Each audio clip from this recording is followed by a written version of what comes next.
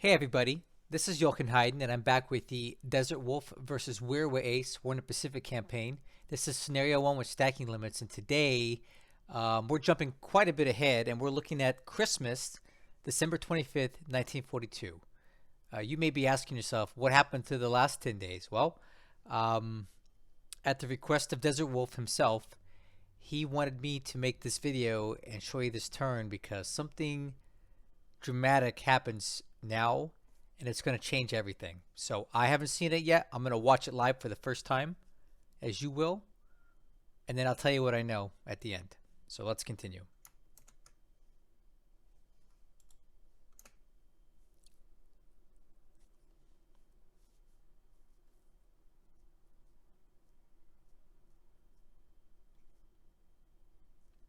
Finally grabs the dot base in the Lucians. Remember that I was complaining about that before?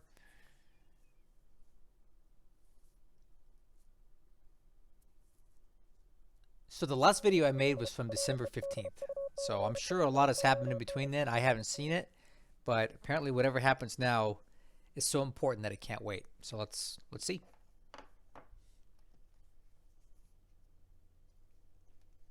What is this?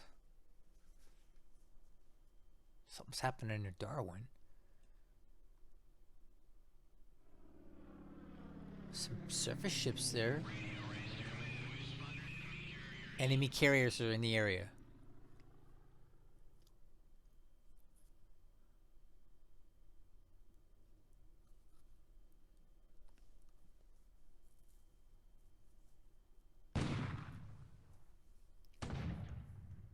Okay. Got a bombardment at Nauru. Not much damage there. There's 0 there. So whatever happened in the last 10 turns, Wirraway was able to get aircraft onto that island.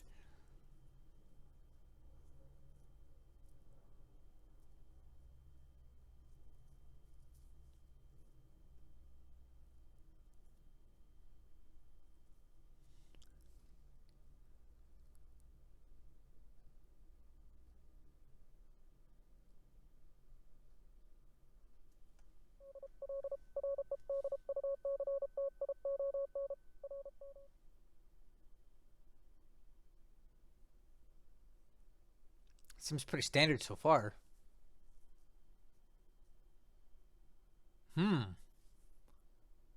Oh. Okay, well, this is going to be a slaughter.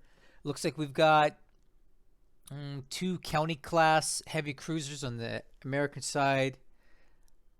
Possibly in the Exeter, if I'm correct.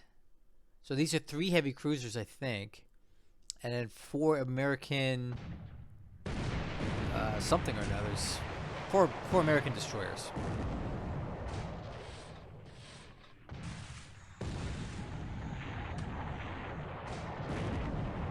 Wow, so the first hit goes to the Japanese in this engagement. Alright, so a Farragut's going to be a Farragut class, and the other ones are probably Bensons of some sort. Livermores, Cleves, or Bristols, all the same. Or maybe they're Mahan class. I'm not sure. Probably Mahans. Mahan, however you want to say it. Okay, finally getting some hit on the Japanese here.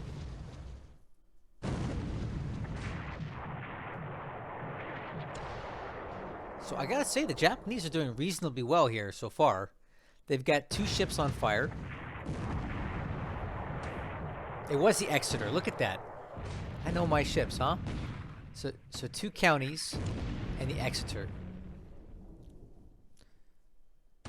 Some fun trivia for you. The Exeter was at the Battle of the River Plate, where the German heavy cruiser Graf Spee was cornered in Argentina. Later found its way out to the Pacific, where it was eventually sunk by the Japanese. I believe either in the...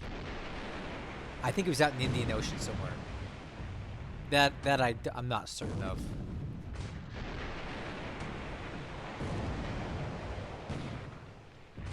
Anyway, as you can see, the Allies are not getting out of this scot-free, but I have a sense that this turn's going to go extremely long, so let's go ahead and fast forward through this.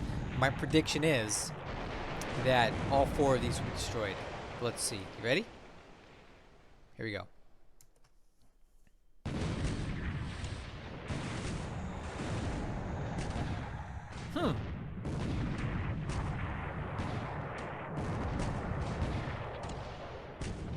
Wow, this is...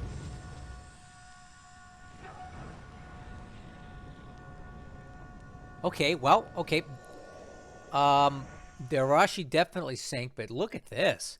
Farragut heavily damaged. Monson damaged. I would say these 4 Japanese destroyers acquitted themselves well, considering how badly outgunned they were. It's surprisingly good.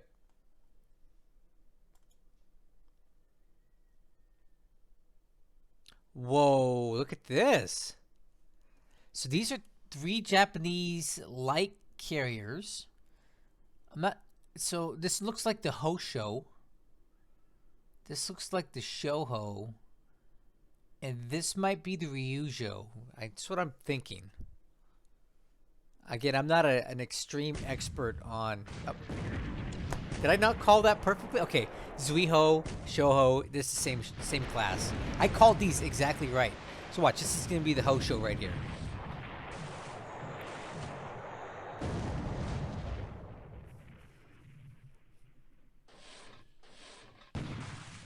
Alright, did you see that 100-centimeter gun? That's an Akazuki class. So right here, the Nizuki and the Terazuki are Akazuki class. So let's just wait to see what this is. But here, let's see what's the significance of this. All right, so the 3 heavy cruisers that the Allies have detached and ran into a Japanese light carrier task force with a heavy destroyer escort.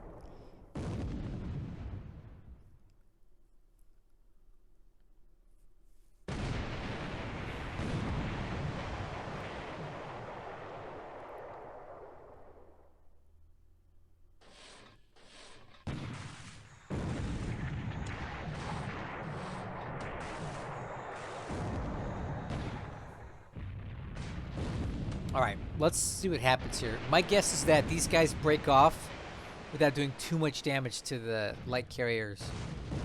That's my guess, but I've been wrong before, so we'll see. What do you think? Let's find out. So again, I think it's the Shoho. So Zuiho, Ryujo, and the Hosho. And the Zuiho and the Shoho are the same class. Let's go. Okay, here's the Hosho. Wow!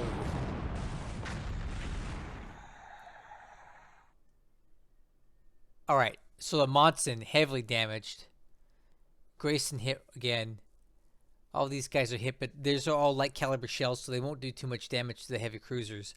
On the flip side, though, multiple Japanese destroyers are hit, and these are all 8-inch shells, I assume. Terazuki badly damaged. Ryujo and Zuiho.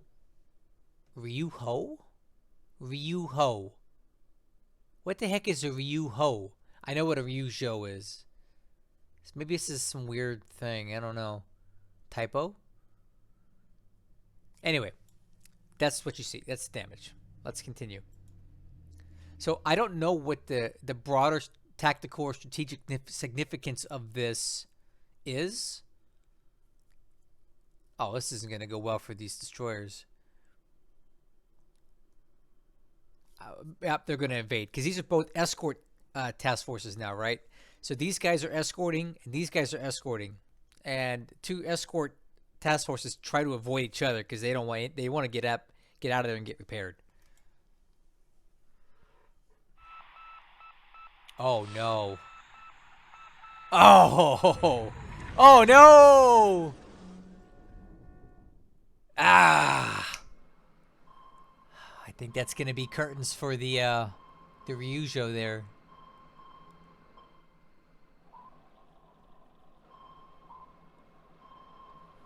All right. Again, I don't understand the greater technical and strategic significance of why these task forces are where they're at, because I haven't watched the last 10 turns. But let's continue. The Ryuho. I've never heard of that one. Took one torpedo. My guess is it's probably going to sink now. Or is darn close to it. All right, so now we got some Omaha class American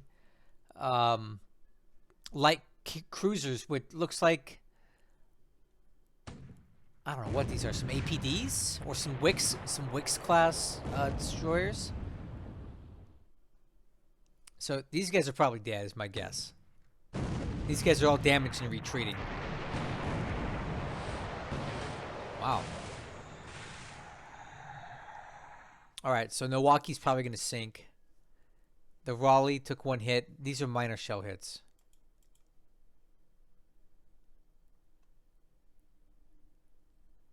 Okay, mines at Coco's.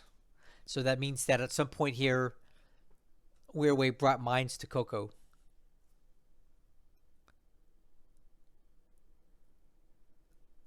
Yeah, so these again are escort task forces, and they're going to break off.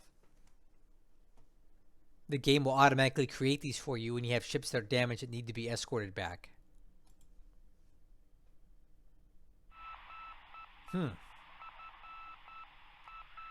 Enemy air threat. Enemy air threat.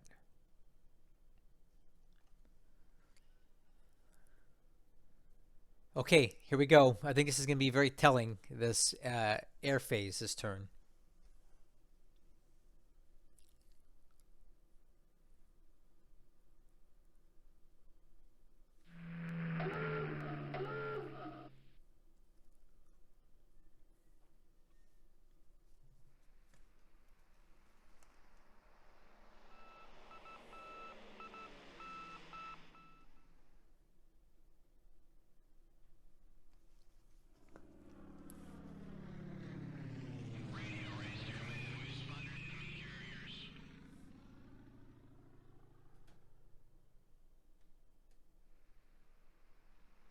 Okay, so enemy carriers are again sighted. I wonder if it's the same escort carriers or something else.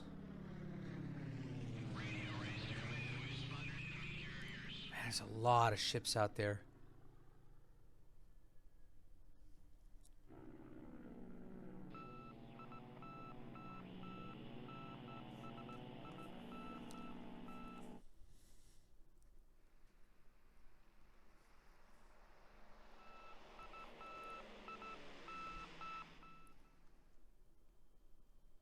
Look at that. Enemy carriers. Carriers are reacting to enemy carriers range 5. I don't think I've ever seen that before. Alright, so check this out. From what I'm gathering here, it looks like the Japanese are making a landing attempt at Wyndham. They're flying in. Zero's sweeping in, probably from Kupang, right?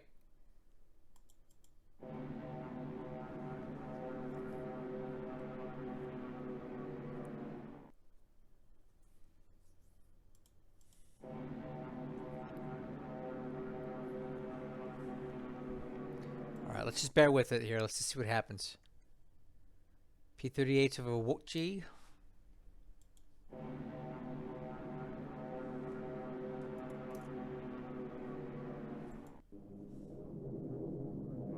Okay, a lot of Bettys coming into Ailing.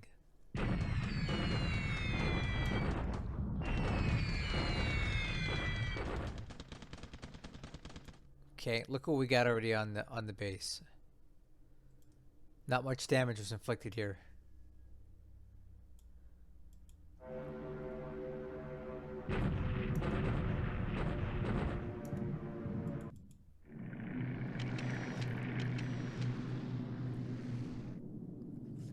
Okay. So looks like Wirraway is maybe considering another attack route here.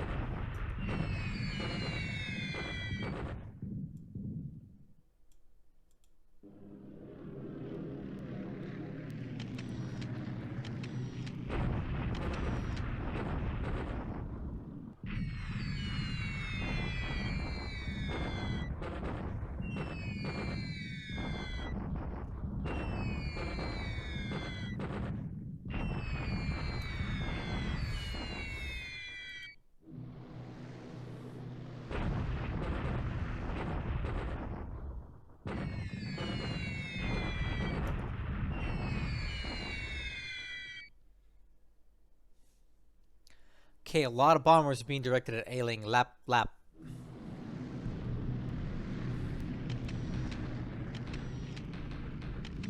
Okay, got some Nels coming in here to do some bombing.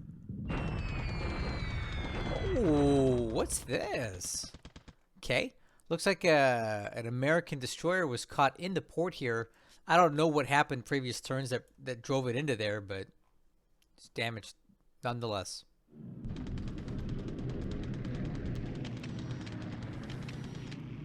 Look at all those ships out there.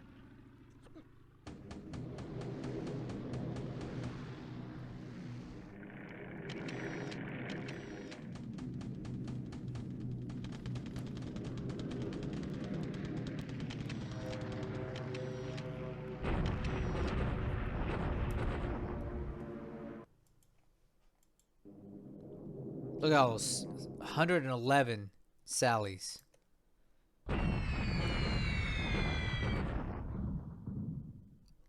Wow, look at that.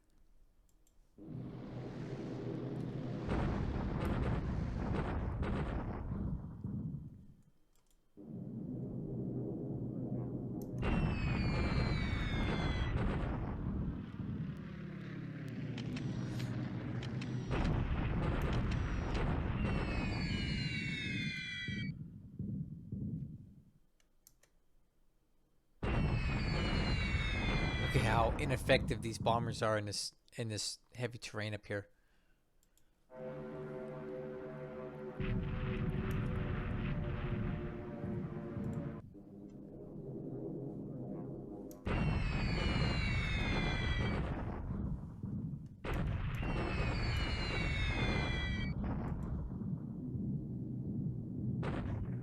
And more bombing at Ailing.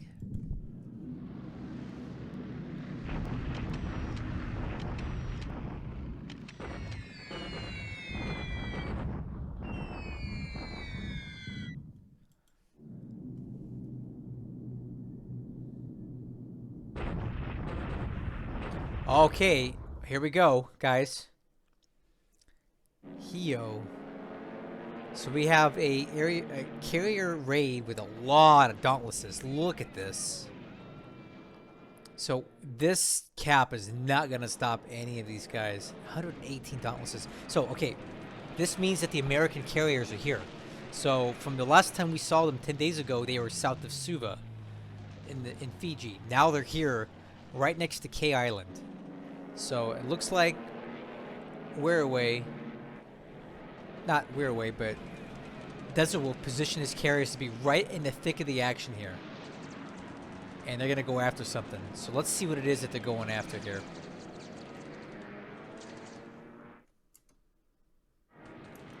Alright, let me see if I can get through this. Okay, so they sliced right through that cap like nobody's business. Oh, jeez.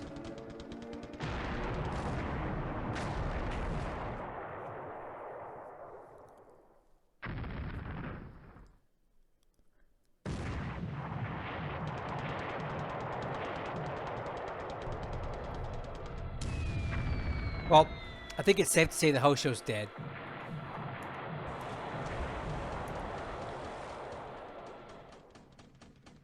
Okay, Zuiho's probably dead. Yep. Can't take many of these.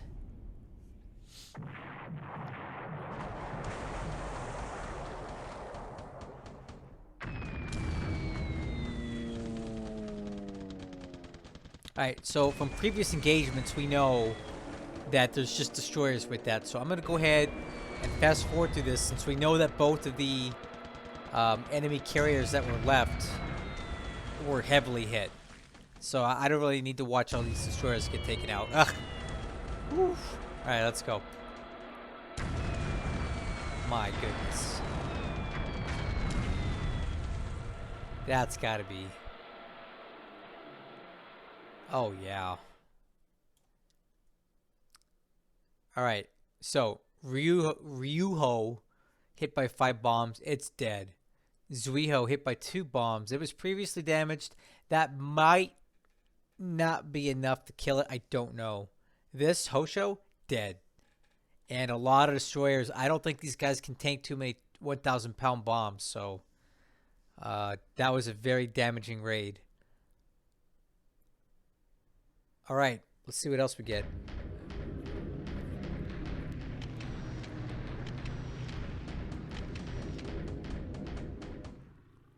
B-17's coming in from Nauru. I assume these guys are coming in from, I guess, Indeni. Good hits there.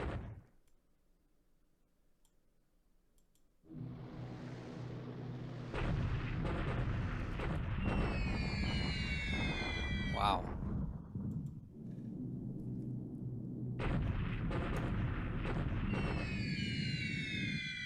Yeah, and they're not even flying at max range, so I guess this is Indeni that they're coming out of.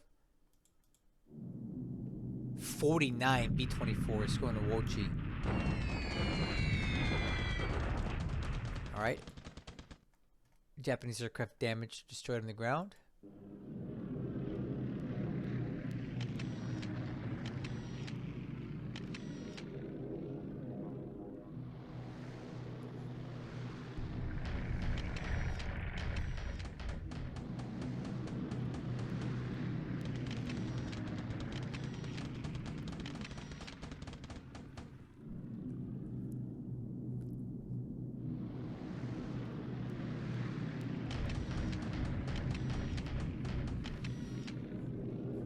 Okay, now we have another raid here. I don't know what they're attacking. Okay, looks like damaged. Nice.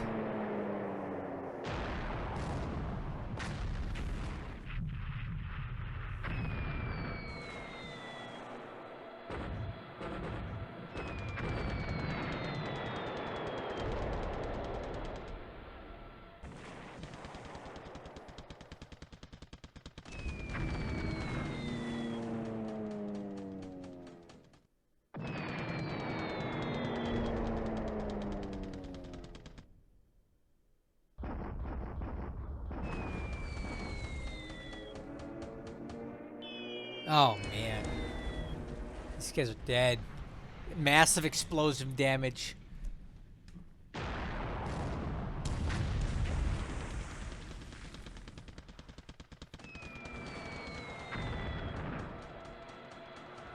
Here, one's down right off the bat.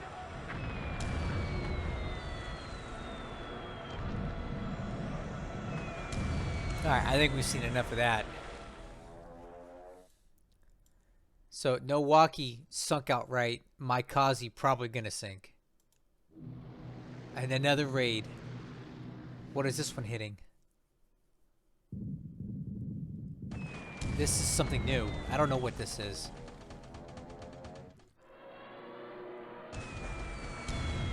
Oh, that thing's dead. That looks like a Minakaze, perhaps? Minakaze class?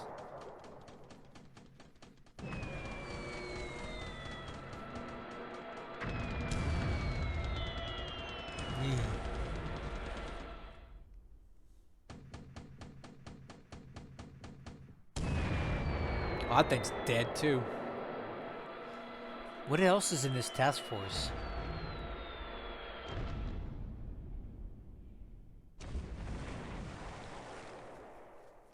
I don't know what was in that task force. There was only two destroyers in it.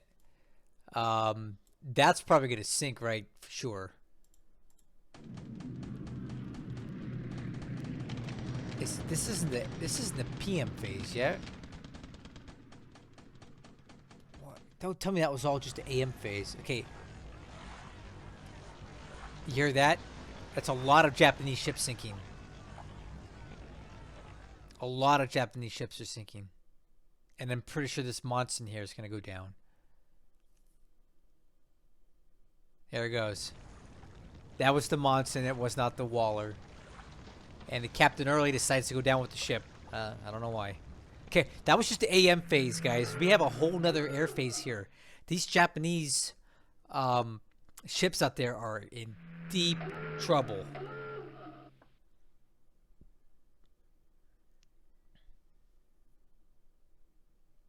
Deep trouble.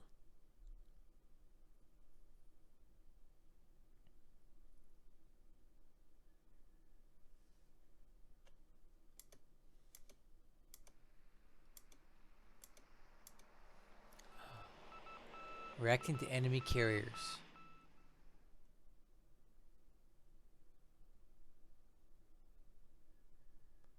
Okay, and that's your penalty for operating so many aircraft in one task force.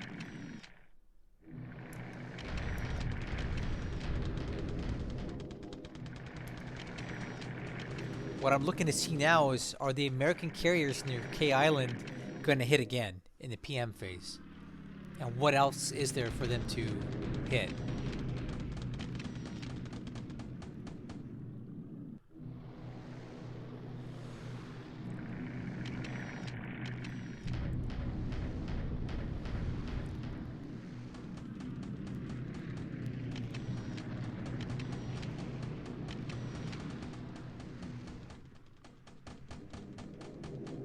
Okay, B-26 is hitting Nauru again.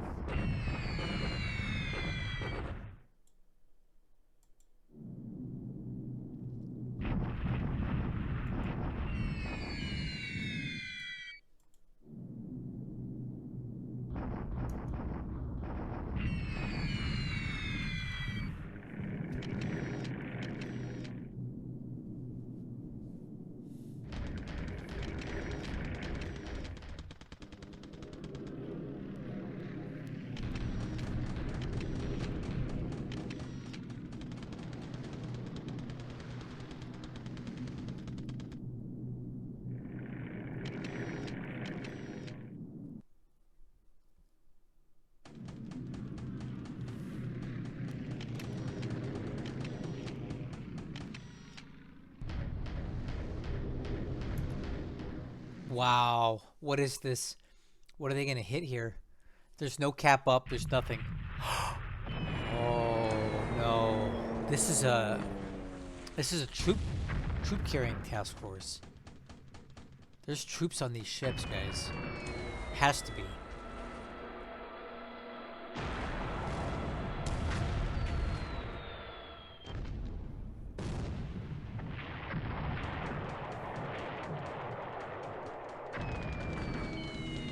Oh man.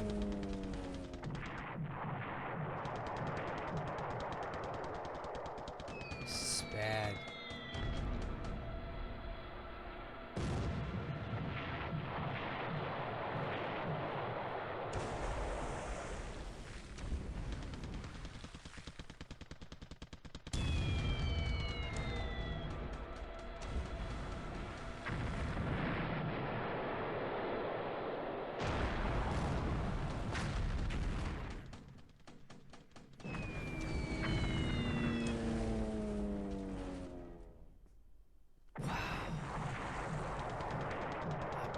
I just can't believe it.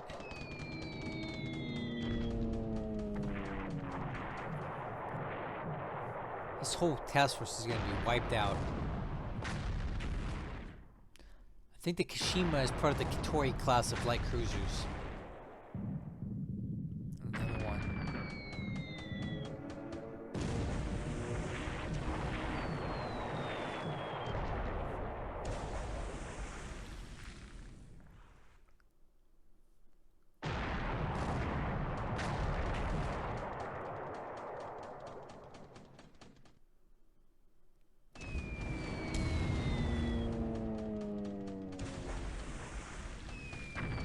Jeez.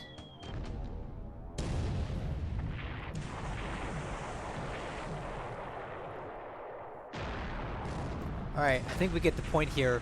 A troop transport task force was caught out with no escort anymore and will be destroyed.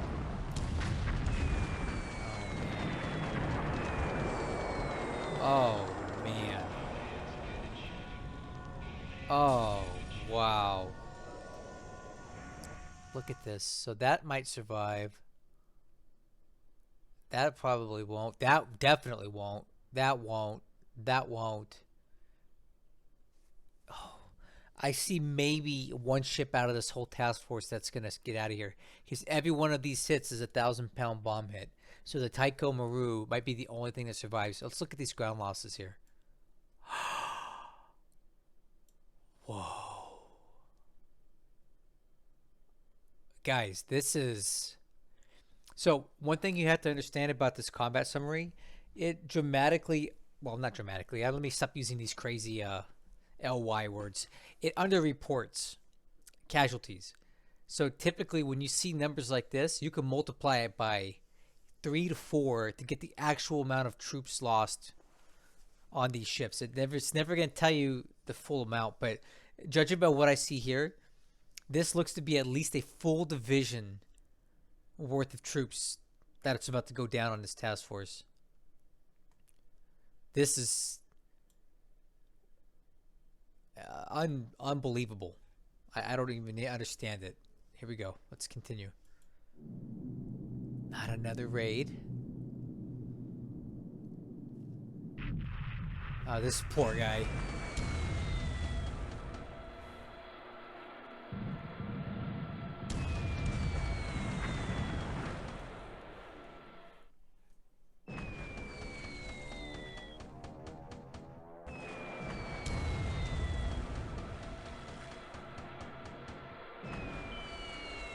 My goodness. Just a wipeout. So that's gonna sink. It's taken so many bombs already.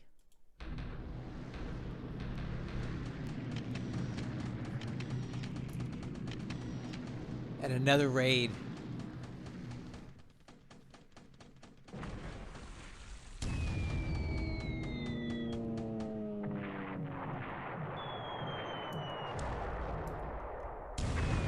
Oh my gosh.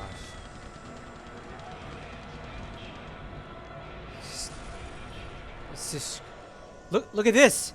Look at this. It's even more. What in the world? This is even more losses than before. Oh my gosh. It's unbelievable. Okay, I think we're about to hear a ton of sinking ship sounds. There you go. Hear it?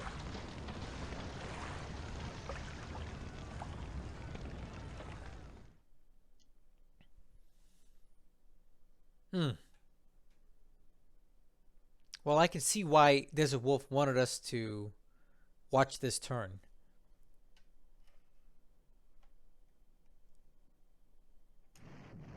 Okay, Japanese shock attack in the mountains here. So it looks like the Japanese were trying a different approach here than trying to break through here or here. He's coming up the Ankang Road now. Let's see how this goes. This is a shock attack because he's crossing the river.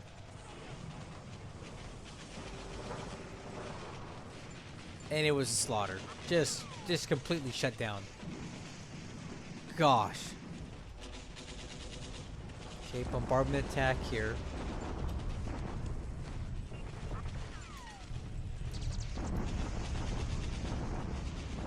No big deal.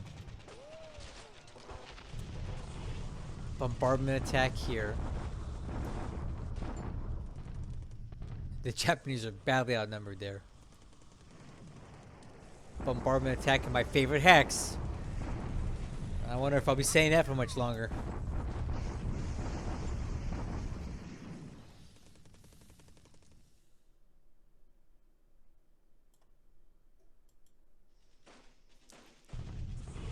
Okay, bombardment here.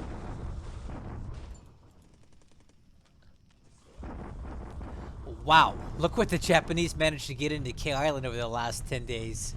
Look at all that. Wow. They were not messing around, huh? Look at this. The Japanese ended up getting more troops into K than the Allies even have. Look at all this stuff. Infantry Regiment, Naval Guard, the 54th Division. Wow. That's no joke. Allied bombardment at Nauru? Does look like the situation for the Japanese here is getting a little more desperate. The Allies are getting stronger and the Japanese weaker here. Yeah, that's much different from what we saw before.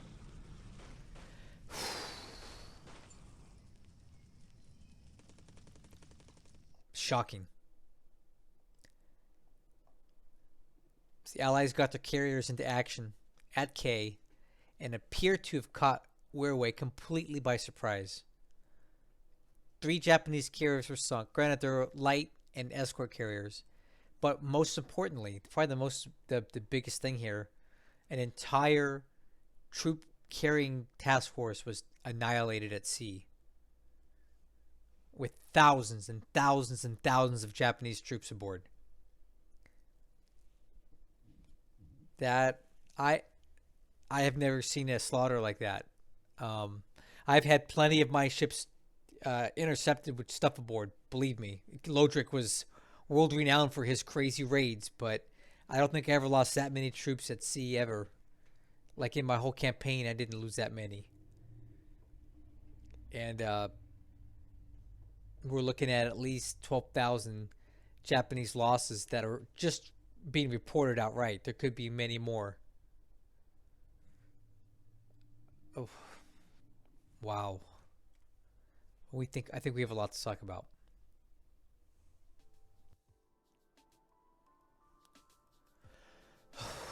Okay. I have a lot to say, but let's do somewhat of our normal routine. We'll start with aircraft losses for this turn. As you can see, about 60 Zeros were lost on the ground, which is the same as them sinking with their ships. So I believe that's at least 2 to 3 of those light carriers that we saw have gone down. The Americans have only lost 5 Dauntlesses and 3 Wildcats, 8 aircraft in that carrier raid. That's unbelievable. 4 pilots lost. Look at the ship sunk. This is not all inclusive, guys. This is only what we know, or what we think we know. So 1 U.S. destroyer was lost, counting at least 5 transport ships, 4 Japanese destroyers. Kamikaze, okay. And I can guarantee you right now there's more than this. There's a lot more than this. But this is all the Japanese are letting us know, or all we think we saw. I'm not even going to bother talking about the political points or the score right now, because it's not going to matter. Okay. Let's take a look at the situation right now. So you have to bear in mind that we're looking at this 10 days from the last time I've seen this game played. 10 in-game days. Because DesertWolf wanted me to put this out. But let's take a look at what we got up here. We have these guys that were damaged. The Farragut's probably going to sink, right? We have these ships here, the Raleigh and the Concorde, and its escorting destroyers, superficially damaged. We've got, all right, this is carriers now. All 6 of the big boys are here. Wasp, Hornet, Enterprise, Yorktown, Saratoga, Lexington. These are all 6 of the big American fleet carriers, escorted by the Washington and Indiana. So one of these is this is South Dakota class. Oh, nope. And that is a North Carolina class right there. Here's the composition of that task force with a bunch of the Atlantas. All the Atlantas are here right now that he's got. A total of 545 aircraft. The Japanese have this, which I seriously doubt that composition is correct. My guess is that there's only 1 carrier left in there and it's heavily damaged. Over here, it looks like some sort of escorting task force. That's where the enemy troop ships were. And over here is Kido Butai. Just a little bit out of range. I don't know why they didn't fly. I don't understand it. They're definitely within range. Let me say they're not out of range. They're in range. See, range 8. I don't know what kind of settings that Wirraway had his ships on, his aircraft on, but I think range 8 is barely within striking range for the Japanese strike aircraft. But again, he may have them wheeled in closer so that they don't go into extended bomb loads. But they did not participate in this battle. And that is going to be crucial, I think, as we're going to see. Okay. Real quick before I get on to what I want to tell you, because we haven't seen this game in 10 days, let's just go around the map and look for some of the big stuff that we may have missed. Like this guy over here, this Anderson. I just found this near the Kuriel Islands. It had already fired off a torpedo, fired off a lot of ammo, so I'm guessing it got into some sort of commerce raiding here. It's on its way back to refuel with an AO. You know what? Let's turn up this speed a little bit. Let's look at China. Okay, remember this hex before? Looks like Wirraway finally broke through here. And now he's attempting to attack this hex. And he's also trying to get through here, which did not go well for him. It shock attacked. I think one of the reasons it did so poorly is look at how many troops he's got here. 72,000. The max stacking limit for this hex is 40,000. So he's heavily overstacked here. The Japanese have been unsuccessful breaking through here. They haven't done anything here that I can see. And they're about to get stopped right over here. In Burma, the only thing that I see that looks different is the Japanese appear to be in Prome now. I wonder what happened here. I don't know. But the Japanese are in Prome.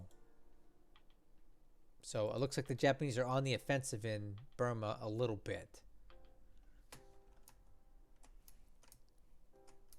Okay, at Koko's Island, it looks like the Allies have the situation under control. Base damage is minimal. Supply is low, but it looks like there is quite a bit of supply coming in. And minesweepers taking out these mines. And more minesweepers ready to be fed into the fight just off the coast of Koko's. So, over here in the north part of Australia, I don't know what this was or what this is, but we have the Cassin damaged here, hit by a 250-pound bomb. And we have the Smith, which unfortunately I believe will meet its demise, hit by another bomb and on fire. You may remember the Smith and the Cassin. They were engaged in a fight over here about a month ago. Moved all the way down to Auckland for repair, and I assume they were sent back this way and got into a fight with somebody over here. This is showing a task force of 2 light cruisers heading to Wyndham. I don't know what their intentions are, if this was intended to be some sort of invasion, but we're always making some sort of incursion into Australia.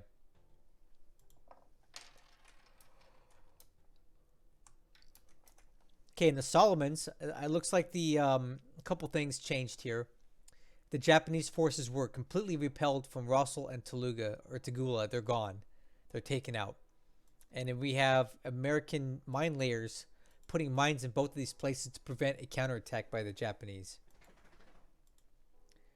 We've got the Wichita leading a surface combat task force sitting just off the coast of Tagula, ready to intercept anything coming in.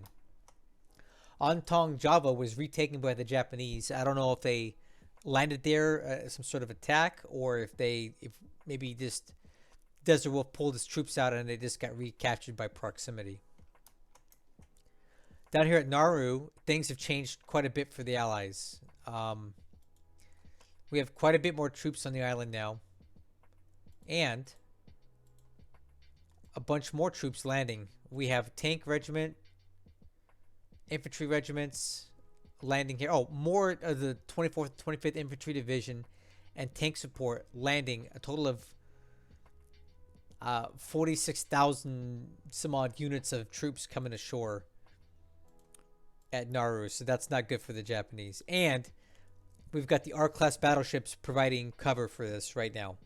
So the demise of Nauru is well underway here. And of course, we've already talked about the naval situation at K Island. Right? Here's the Allied troops on the island. The Japanese did manage to bring in a ton of additional troops, as you can see. And there was another task force here, presumably heading towards K Island, but it could have also been going to Ailing or Kwajalein or any one of these other bases to reinforce that. But the American carriers intercepted it. The timing could not have been worse for the Japanese. The timing could not have been better for the Allies. He landed right in the midst of weaker forces and was able to neutralize all of them, with the Kido Butai sitting just outside of range, just a little bit too far to react this turn. One more turn, who knows what would have happened. But as of this turn, they were out of position just a little too much. So now I have to tell you what I know.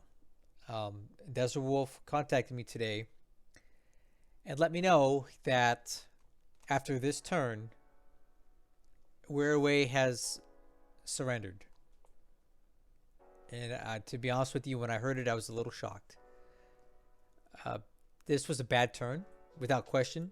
He lost thousands of troops in a task force, yes. He lost 3 light carriers, yes. But the entirety of the Kido Butai is intact. And in position to possibly do some damage. But apparently, Wirraway is of the opinion that whatever was on that troop transport task force that was wiped out is a deal breaker for him. I personally don't know if I agree with that. I don't think DesertWolf does, but that's not up to us, right? The Japanese player has a say in this. And one of DesertWolf's things is that he never wants to play somebody who's no longer invested. At much the same that I felt about Lodric. I only want to play Lodric at his best when he wants to be here. I think DesertWolf only wants to play a Japanese player when they're at their best and want to be doing it. If Wirraway has lost the will to fight and wants to surrender, it's DesertWolf's belief that he should honor that, and that's what he's going to do. So, as of December 25th, 1942, this campaign is now over. I didn't see that coming, quite honestly. I had assumed that Wirraway would fight to the last because he has a track record of doing so. He has been playing Japan longer than most of us have, had this game, period. So I thought he would go the distance here, but I think even Wirraway was a little taken aback or caught off guard or just shocked by DesertWolf's capability. And quite honestly, I'm amazed that he's done so well. I think he'd be hard-pressed to find another allied player that can do and did what DesertWolf has done here in this campaign. I mean, look at the losses. The losses speak for themselves. The Japanese have 1,000 more loss points than the Allies in aircraft. This is a very heavy amount of Japanese troop losses. The ship sunk is shockingly high for the Japanese compared to the Allied. I had lost over 400 ships in my campaign against Lodric, and that was only in March of 1942. DesertWolf has lost less than that. Almost 9 months past me. Look at these strategic loss points inflicted on the Japanese. Look at this score. This is amazing. Okay. I think DesertWolf should be commended for his incredible ability to play this game as well as he does. And Wirraway should be too, because he's no pushover. I just think that in this particular campaign, he may have been feeling a little overmatched, and I don't blame him. I don't want to play DesertWolf. So I don't even know where to begin, because the unfortunate thing about this campaign is that I only got to start watching it around October 1942. So, I don't know, maybe 3 months of gameplay, right? 10, 11, 12, 3 months. That's all I got to see, but I saw a lot and I learned a lot watching DesertWolf play and just how good he is. And I'll always remember that, and I'm going to take notes from my upcoming Japanese campaign about the things to look out for from the Allied player. Here's some takeaways. The 4-engine bombers are a huge problem. Some other things I learned. Be very careful about where you leave your aircraft as a Japanese player, because the amount of ground losses that I saw Wirraway take in this campaign um, were just staggering. Look at this. I just couldn't believe how many aircraft were destroyed on the ground. So that's something that I learned to be very careful about. I learned about sweeps. I learned about long-range cap. I learned about convoys, supply. I learned that I don't know if I love stacking limits. So let's briefly talk about stacking limits. Not to take anything away from DesertWolf, because I'm sure he would have done just fine without them. But I think the reason why the Japanese are basically stuck and done for in China are these stacking limits. Because if you put even your crappy Chinese troops on WR terrain or any kind of ×3 terrain, it doesn't matter, because the Japanese have a finite amount of troops that can stick into a hex as well. And with the stacking limit, they can't overwhelmingly and decisively take out the Chinese troops, because you need a big advantage if you're going to attack into a hex that has ×3 terrain. So that causes you to have to really slow down and wear them down, and it could take. We've been watching this hex for 3 months, guys, and nothing has changed here. Wirraway never got through. In fact, the Allies have even more strength now than ever before. And while I do agree that's probably more representative of the real realities of ground combat in these kind of places with this kind of terrain, I personally don't think it makes for fun and engaging gameplay. The static nature of this is just too much for me to deal with. Someday I'll appreciate it more and I'll want to play like this. But for now, I don't think I want to do this. In my coming Japanese campaign, I will not be playing with stacking limits. But I do feel stacking limits does benefit the allied player, at least early in the campaign, when it's critical, when it's crucial for the Japanese player to get as much ground and take as many things as possible. If there were no stacking limits, I am convinced that Wirraway probably would own all of China that mattered, but all the way up into Akyab or up into the northern part of Burma, and none of this would be happening right now. But because the stacking limits are here, it all ground to a big old halt, and you can kind of see the line, right? And I think that's detrimental to the Japanese player when they only have a window of about 6 months at the beginning of the war to grab everything they're going to grab before it's over. You may not agree with me, and that's fine. You're entitled to your opinion. I'm not saying you're even wrong. I'm telling you, this is my perception of the battle as an outsider looking in. I don't think stacking limits are beneficial to the Japanese player and are going to put them on the back foot like this, where they're not where they should be as far as the game is concerned by the time that the Allied material superiority starts to show itself. Because right now, it's already too late. The Allies, look at this. The Americans already have 3 of their infantry divisions that are in the United States. They're fully intact and in place in Burma.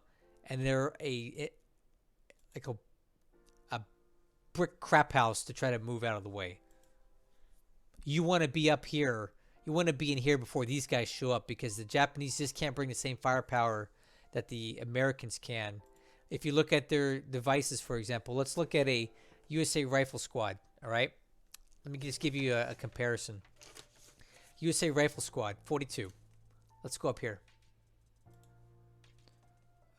Infantry.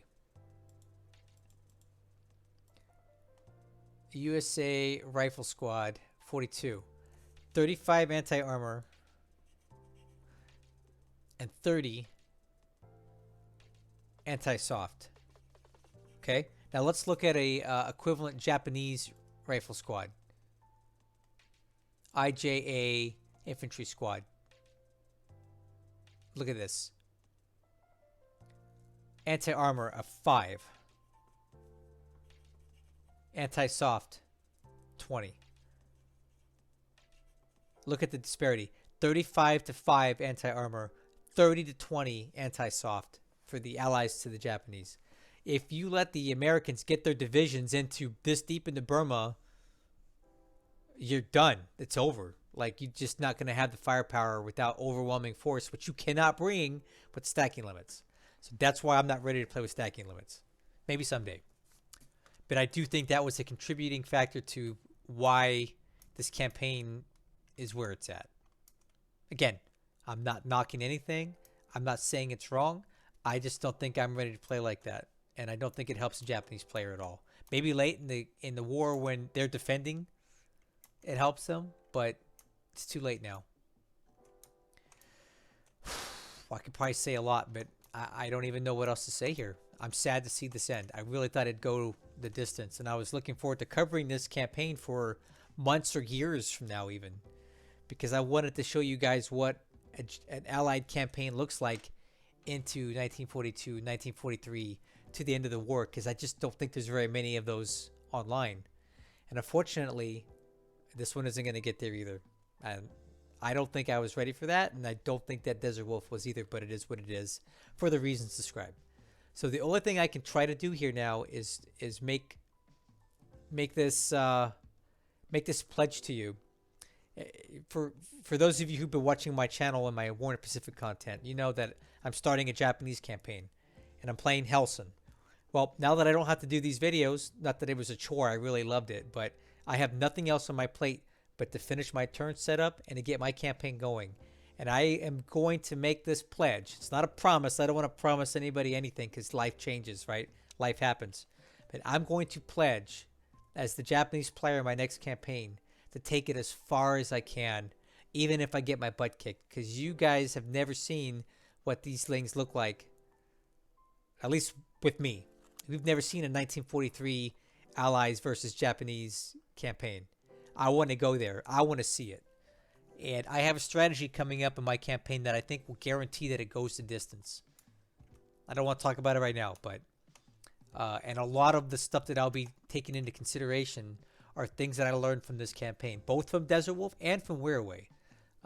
Wirraway has also been commenting on some of my old Lodric videos, and he had great insight that I've kept in the back of my mind for what I've got coming up. So, in closing, I would like to thank DesertWolf for giving me the opportunity to cover this campaign for as long as I did. I'd like to thank Wirraway for providing the entertainment on the Japanese side. And I want to thank all of you guys who've been watching this campaign and commenting, liking, and who may have subscribed to my channel for this stuff. Thank you so much for supporting me and all the rest of us on this journey. And I hope you'll stick around and don't leave, because I'm going full bore on my campaign setup right now as a Japanese, so I can get that going for you guys and give you my style of commentary and gameplay, what it looks like on the Japanese side of things. So you may have seen Lodric and you may have seen Helson, but you haven't seen me play. So if you like the way I do my videos and you like the way that I talk about stuff, I look forward to your comments and likes and thumbs downs and your suggestions, and you coming over to my Discord and talking to me about it all. So again, that's it for this one, guys. DesertWolf remains undefeated. I think this is his 5th straight win. So, got to give it to him. He's really good. I'll catch you guys later.